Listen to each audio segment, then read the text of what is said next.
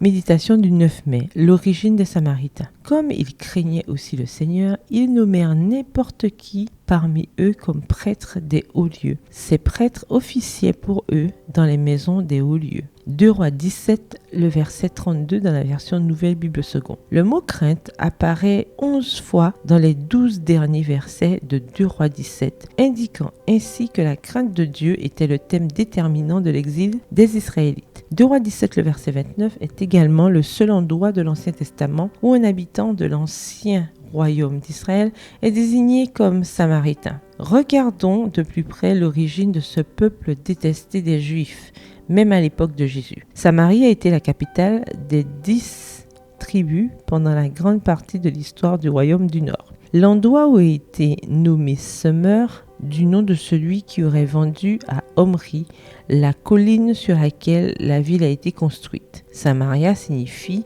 monter la garde.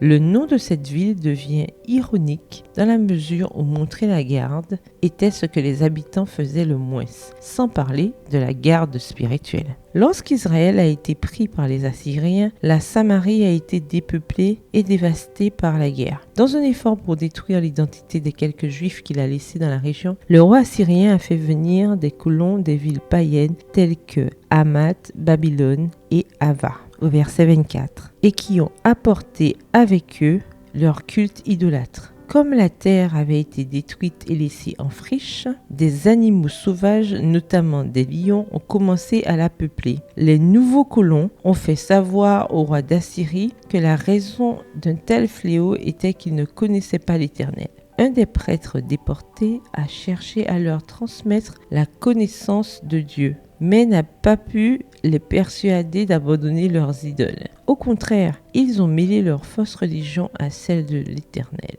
Nous avons été créés pour adorer Dieu. L'ennemi envie cette adoration et nous présente toutes sortes de croyances et traditions spirituelles fausses car mélangées à une certaine vérité afin de s'octroyer l'adoration qui appartient à Dieu. Si vous avez participé sans le savoir à ces plans de l'ennemi, criez à Dieu aujourd'hui pour obtenir la délivrance et la victoire. De nombreux Samaritains sont devenus des chrétiens fidèles. Jésus est venu apporter la réconciliation à ce peuple qui, bien qu'ayant hérité d'une culture idolâtre, a choisi d'adorer le vrai Dieu. Bonne journée, que l'Éternel vous bénisse.